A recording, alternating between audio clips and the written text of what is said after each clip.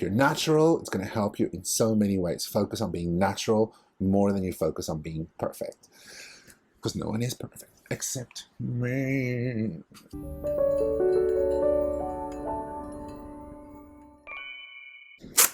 Hi, I'm back.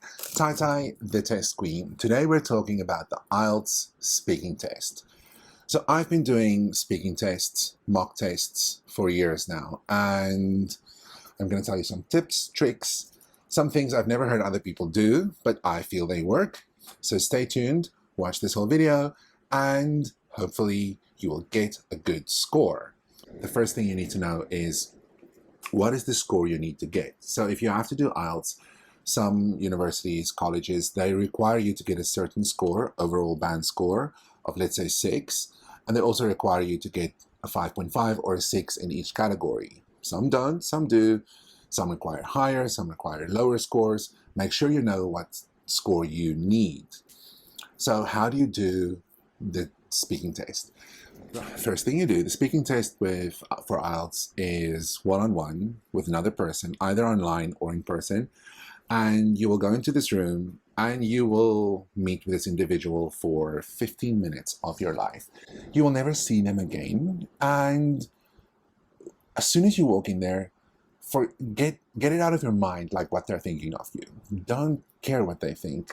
Another thing I suggest is do not have coffee before the speaking test. Just from past experience, I've had students who become so nervous when they walk in that they can't speak clearly. They get so nervous, and I feel coffee hypes you up. Coffee makes me nervous on a good day. When I'm watching TV, I'll be like, what's going on? Why am I so nervous? I'm like, 4 cups of coffee you've had. But anyway, so coffee, avoid before the speaking test. Another thing I would suggest you do is while you're doing the speaking, while you're preparing for the speaking test, is record yourself. Record yourself, and so if you have a few months to prepare, let me just go over this slowly and clearly. By the way, I'm speaking fast, and someone said for my first video, I speak very fast, but also it's listening. You have to listen. If you're here for TOEFL, IELTS, TOEIC, whatever, English listening, English conversation, you need to be able to listen to faster native English. So listen, faster. Right. So the first thing you need to do, if you have a few months to prepare, I would suggest find IELTS topics online and answer the questions by yourself in your room. Close the door. It's going to take you 15 minutes. Close the door. Read the questions. You can read them aloud if you want, but make sure you record your answers. Then you go back, and this is going to take you a lot more than 15 minutes, but it's your future. It's going to take you a little bit longer. After you've recorded yourself, your answers, listen to each and every answer and write down every single word that you've said. If you said, write down, if you said, this, write it down. Write down every syllable that you say. So then you go back and you read it and you're like, oh, I say this a lot. I need to change this. Then you can focus on what you need to change. Also, it will identify words that you often use. Like I've said in my first video, I'm a writer, and while I edit my work, I've realized I use the word also quite a lot when I'm writing. And when I speak, I sometimes use like, which is not ideal, but anyway. Read everything you've written down based on what you've said and identify words that you overuse. Look at words like things and good and try to find synonyms. Then you go, and this is the most valuable IELTS and TOEFL tip I will ever give you in my second video, you're welcome, is synonyms. Learn synonyms. Synonyms are so important. So look at words and then find a list of synonyms. Let's say you have a month to prepare, 2 months to prepare. Learn words that you can easily integrate into any conversation or even writing topic. Learn synonyms, learn words that you can use in a variety of topics. Academic words, non-academic words, higher level words. Don't use easy words and never use the word things.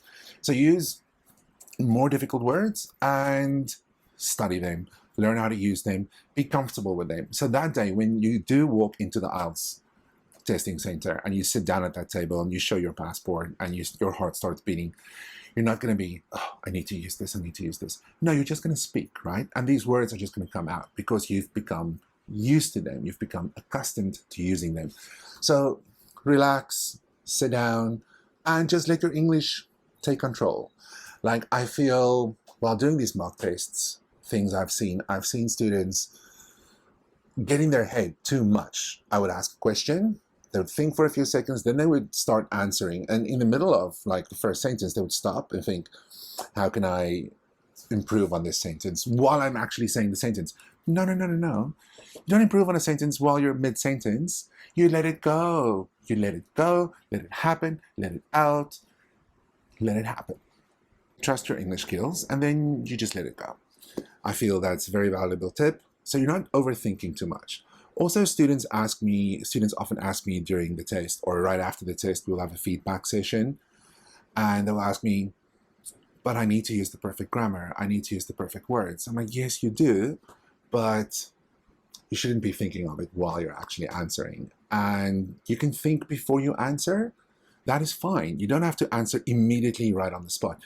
For a second or two, right? You can think for a second or two, or you can use sentences to buy time, like, oh, that's an interesting question. I've never thought about that. Like, oh, give me a second to think. Things like that. You can say that, absolutely.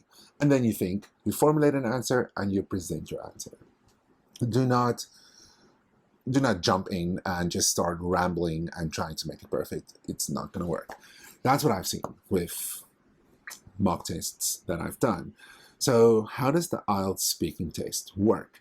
You go into the room, you show them your passport, they ask you if this is you, and then section 1 will be a set of general questions. The general questions, they will ask you things like, describe a hobby, describe where you live, describe transportation in your city, describe a movie you've recently seen. Not really, the movie's part 2. Scratch the movie part. They will ask you general questions. Describe your family, or just something in general. Like very general, very easy questions to get you into it. But I feel it can be quite hard sometimes. People think, okay, part 1 is easy, but I feel part 1 acts like a warm-up. But you're being scored for this warm-up.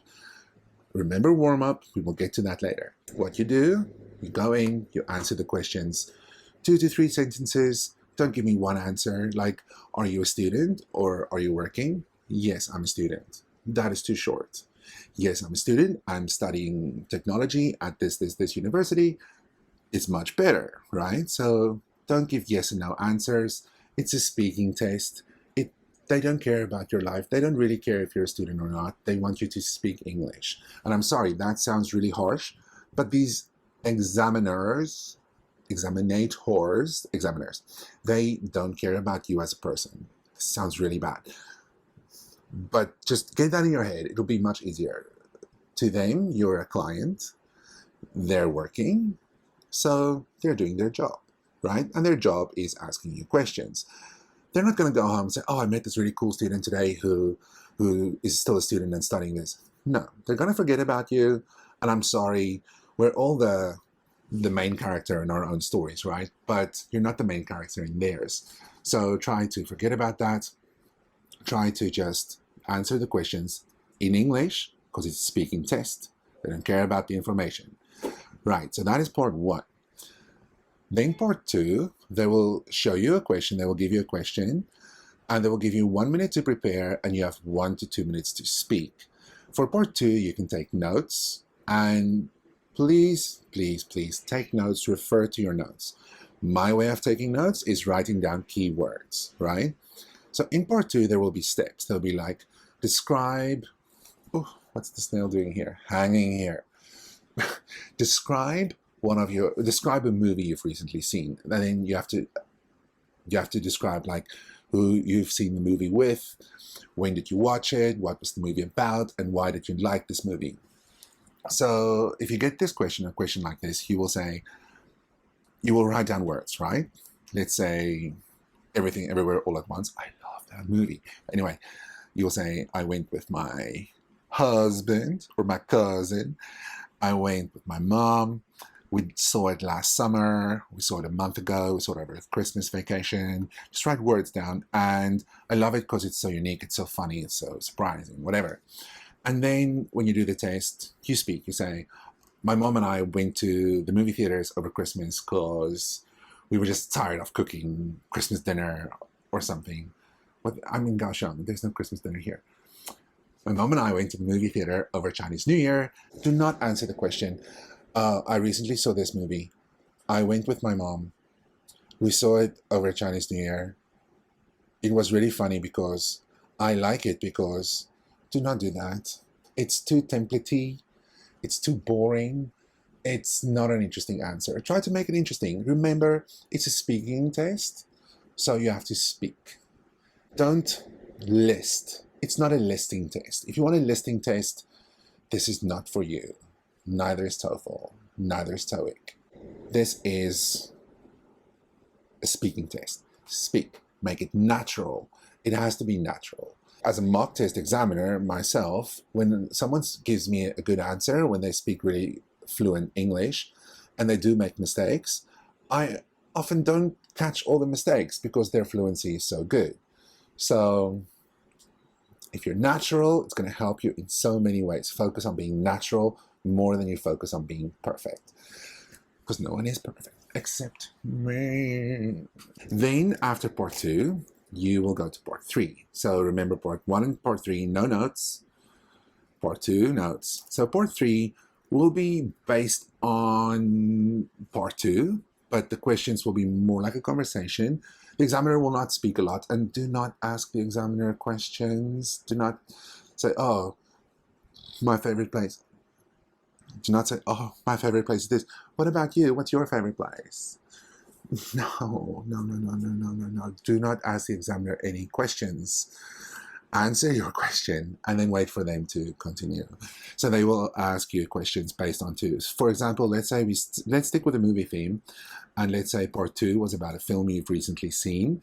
They will say, describe censorship in your country. Censorship is when they cut films. Describe the film industry. Should students be taught filmmaking in schools? Questions related to part 2, but more complex. Definitely more complex than part 1. But I've often seen students doing really well in part 3. If they can speak English and part 1 was like a warm-up, then part 3 just keep going. If you get a topic that you're familiar with. Sometimes we will get topics we're not familiar with. You can get topics about films. If you're into them, good. If you're not, tough. It's difficult. It's tough. Not tough, but it's tough. If you get questions about the environment, which there are quite often environmental questions, if you get questions about culture, about celebrations, about society, about traditions, about education, these questions can pop up. So make yourself familiar with a range of topics and then answer these questions. In part 3, if you don't understand the question fully, remember it's a speaking test, like I've said 1,000 times. You can ask the examiner, like, I'm sorry, what do you mean by that? And they will help you. They will either rephrase the question, or you can say, excuse me, can you please rephrase that question? Or I don't understand that word. And they might help you if they're nice. Do not do that in part 1 and 2 though. In part 2, you cannot say, sorry, should I describe this? No. Part 2, no. Just read the question. In part 1, they can repeat the question, but they can't rephrase the question. They can't change the question at all. They have a very strict template and script that they have to stick to, and they cannot change that. So if you're in part 3, you might be able to ask them a question or 2 if you don't understand the topic. Okay, tips. Tip number 1. If your speaking test is on the same day, then after you've done the reading, listening, and writing test, there will be students in the examination center. There will be students waiting around. There will be people just there, people who are speaking English. Go speak English to them. Speak English to them. Not about the test. Don't say, oh, what do you think about this? Forget about the test. Forget about the test 100% and ask them questions about their life. So where are you from? Why are you doing IELTS? What are you going to do in the future? Or it's nice weather today, or something like, how was Chinese New Year? something. Just speak English, have English conversation. And I feel there are other people there. They're all speaking English. They all want to pass IELTS, and they will benefit from this conversation. I've had a student, like what I usually do with my students is I live near the test center in Kaohsiung, so I would drive to the test center and I'd meet my students in a coffee shop near test center and we would just have coffee. Not talk about the test, just have a discussion, have an English conversation. So, what do you think? Like, what are you going to do this weekend? What are you doing after the test? Stuff like that. We will just have a natural discussion and we will talk about general things for them to warm up. So that when they do go to the test, part one will not be a warm-up. Part one will be a set of good answers. So warm up. If you don't have anyone there, call a friend. Call someone and speak English today. If you don't have anyone to call, if you're too shy to speak to anyone there, if you don't have a nice teacher like me who will go and have coffee with you, go speak to yourself. It might sound strange. Speak to yourself. Just prepare. Like, loosen up. IELTS is like a marathon, and at nearly 3 hours, 2 hours, 45 minutes, it's like a marathon, and you've just ran a marathon. So, but the toughest part of the marathon is coming. Not that the speaking part's the toughest. Just think of it as like you need a warm-up. You need to warm up, you need to speak English, you need to get your tongue loose, and you need to be confident and comfortable when you're walking. So do that. Warm up. So tip number one, from way in the beginning of the video, avoid coffee before the speaking test.